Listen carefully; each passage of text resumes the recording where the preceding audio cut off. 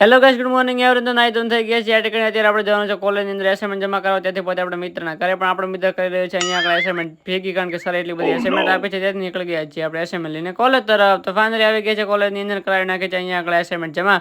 તો એસાઇનમેન્ટ જમા કરવા નીકળી ગયા છીએ પાછા ઘર તરફ. તો ફાઇનલી ત્યાંથી પહોંચી ગયા છીએ આપણે ઘરે. ઘરથી 2% આવી ગયા છે દુકાને. અત્યારે વાગી રહ્યા છે સાંજના 5 ને આપણા મિત્રો થઈ ગયા છે બધા ભૂખા. તો બધા માટે લાવે તો સ્પેશિયલી નાસ્તો. તો ભાઈ તમે જોઈ શકો છો નાસ્તો ઘાટતા બધા તૂટી પડ્યા છે નાસ્તાની ઉપર.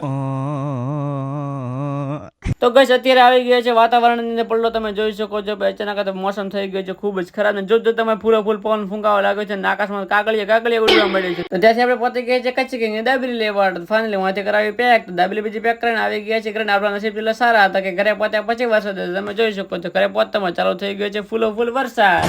તારી મદ મીઠી વાતે મારું મન મોહી ગયું.